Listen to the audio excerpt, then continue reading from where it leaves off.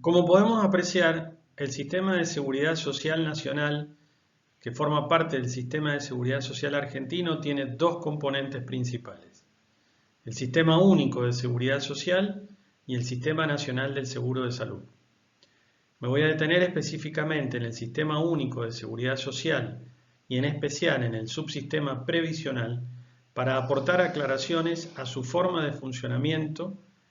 en especial a su mecanismo de financiamiento, y realizar un breve repaso por su historia para contribuir a un debate que se encuentra sesgado y desvirtuado por la ideología neoliberal. Recordemos brevemente que los seguros sociales son una forma colectiva de respuesta a los riesgos sociales, enfermedades, accidentes de trabajo, envejecimiento, cuyas prestaciones se van a activar en caso de ocurrencia de estos eventos o riesgos. Es decir, son un mecanismo de protección frente a los riesgos del ciclo vital de las personas, enfermedades y envejecimientos, y de las condiciones de trabajo, desempleo y accidentes de trabajo. Para el caso del seguro jubilatorio y de salud, el financiamiento que se requiere para sostener las prestaciones proviene de aportes del trabajador y contribuciones patronales. El principio solidario de respuesta colectiva frente a los riesgos sociales se complementa con el principio de solidaridad intergeneracional,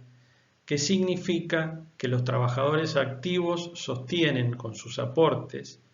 junto a las contribuciones patronales, los fondos con los que se pagan las jubilaciones y pensiones de los trabajadores pasivos.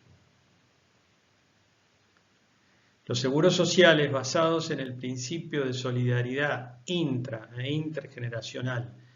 y en la forma de financiamiento bipartita mencionada requieren evidentemente de una economía que presente un mercado de trabajo que tienda al pleno empleo y en el que los niveles de informalidad y precariedad laboral sean bajos. En la medida que en la economía de un país el mercado de trabajo comienza a presentar mayores niveles de informalidad laboral o desempleo, se afecta consecuentemente la base contributiva del sistema de seguridad social. Por otro lado, esta lógica de funcionamiento de reparto solidaria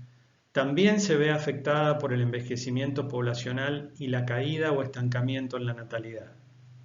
En otras palabras, aún en economías que no presenten problemas de informalidad o desempleo, el envejecimiento poblacional afecta a la lógica de solidaridad intergeneracional del componente previsional del sistema de seguridad social, debido a que disminuye la tasa de sostenimiento que se refiere a la cantidad de trabajadores activos aportantes por cada trabajador pasivo que presenta el sistema. Adicionalmente, voy a dejar mencionado, solamente por la complejidad que su discusión y resolución implica, que debemos conocer que se denomina tasa de reemplazo o sustitución del salario al monto que deberían tener las futuras jubilaciones luego de cumplidos los requisitos del sistema. Esto último significa cuántos años de aportes ininterrumpidos se requieren para poder reclamar el beneficio jubilatorio y cuál es la edad mínima a partir de la cual se puede acceder al mismo. Salvo excepciones, ambos requisitos deben cumplirse simultáneamente para poder requerir el haber jubilatorio. Es decir, no basta con tener la cantidad de años de aportes que un determinado sistema requiera, por ejemplo 30, sino que es obligatorio cumplir con la edad mínima, 60, 65, 70 años, para acceder a la jubilación. Esto es uno de los puntos centrales en la controversia sobre la vigencia o no de un sistema jubilatorio de reparto en nuestro país, porque implica la asignación y discusión sobre los recursos que veremos adelante.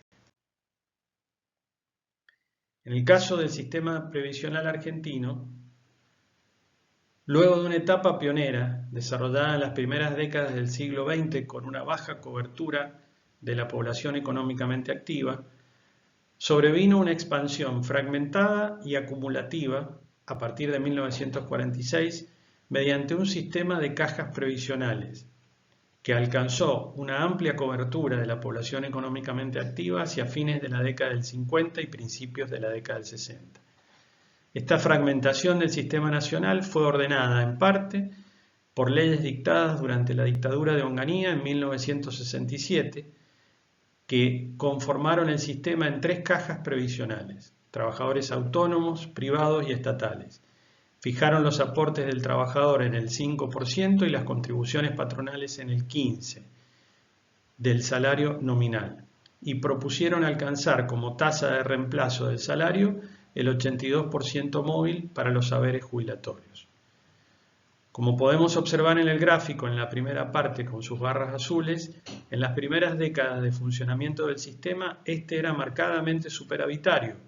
porque funcionaba sobre la base de una alta tasa de sostenimiento, es decir, un número importante de trabajadores activos sostenían las prestaciones jubilatorias. Si bien a principios de la década del 70 el sistema previsional argentino ya presentaba problemas de sostenibilidad financiera,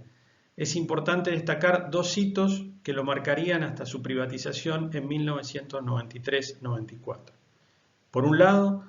la eliminación de las contribuciones patronales dispuestas en el año 1980 en el marco de la última dictadura cívico-militar. Por el otro, y como consecuencia del modelo de acumulación financiera impuesta por esta, con su consiguiente impacto en el mercado de trabajo, el comienzo del achicamiento del mercado de trabajo formal con la consecuente pérdida de aportes para financiar el sistema. Si bien se aumentaron los aportes del trabajador al 11% de su salario nominal debido al creciente déficit que generó la eliminación de las contribuciones patronales, fue necesario introducir transferencias de impuestos, como el IVA, para intentar disminuir la crisis financiera del sistema. La importancia de los aspectos contributivos del sistema, aportes y contribuciones,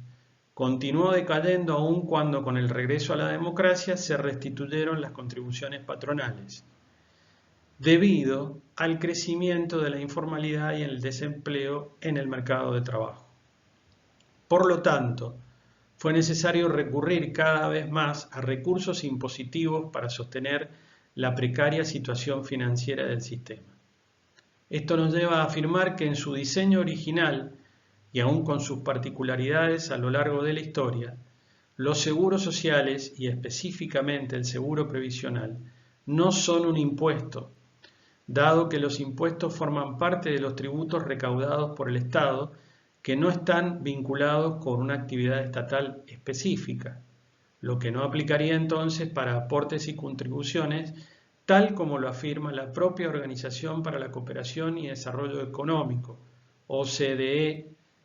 que nuclea a los países más desarrollados del mundo. Para esta organización, el término impuestos se circunscribe exclusivamente a los pagos sin contraprestación específica efectuados al gobierno general, lo que, como decíamos, reiteramos, no aplicaría a aportes y contribuciones. Calificar como impuesto a todo el financiamiento del sistema de seguridad social es un ejemplo más de las deformaciones discursivas que en Argentina han contribuido al proceso general de cuestionamiento simbólico y material de las acciones estatales, en la medida que desconoce y oculta sus orígenes y principios de funcionamiento.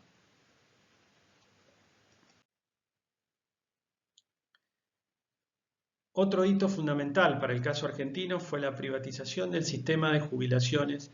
y pensiones en 1994,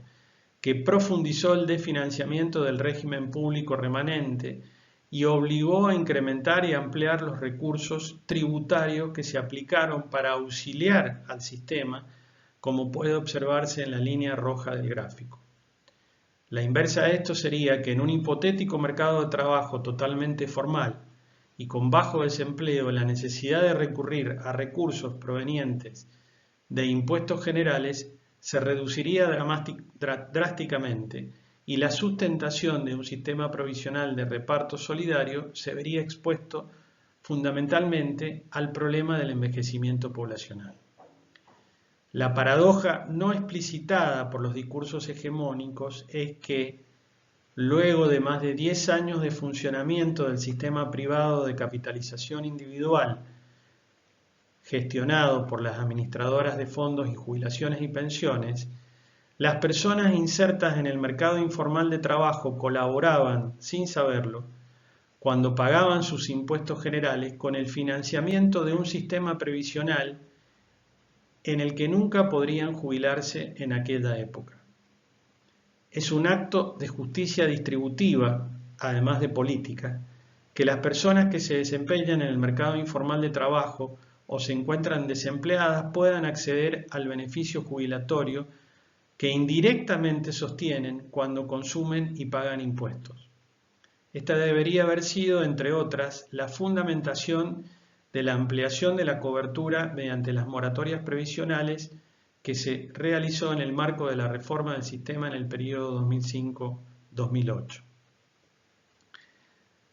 Las personas no se desempeñan en condiciones informales de trabajo porque lo prefieran.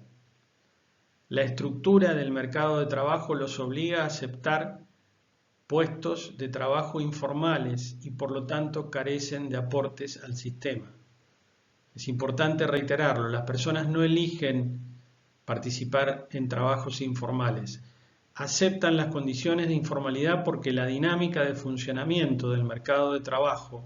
que las excede se les impone.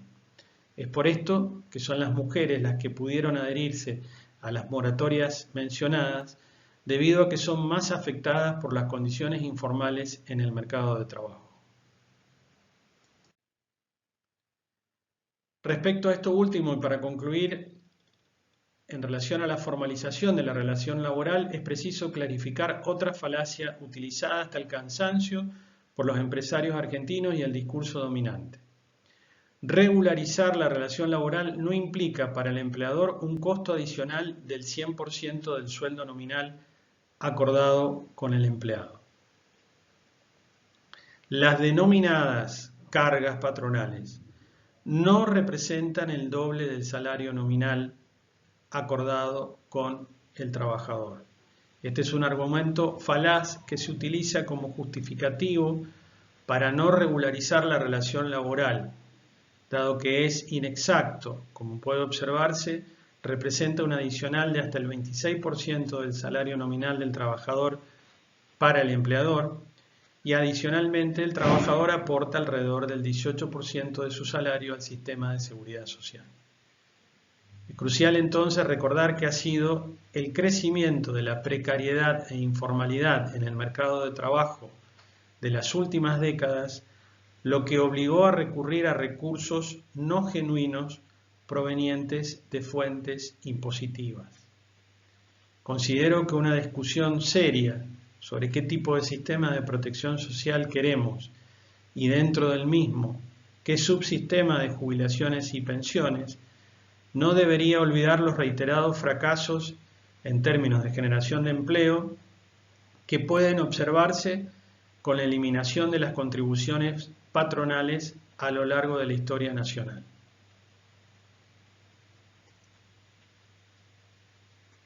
Estas, junto con el resto de las medidas que intentan proponer los empleadores, con las rebajas en los supuestos costos laborales, no son más que las pretensiones veladas de las clases dominantes argentinas de seguir capturando y acumulando el excedente producido por la clase trabajadora.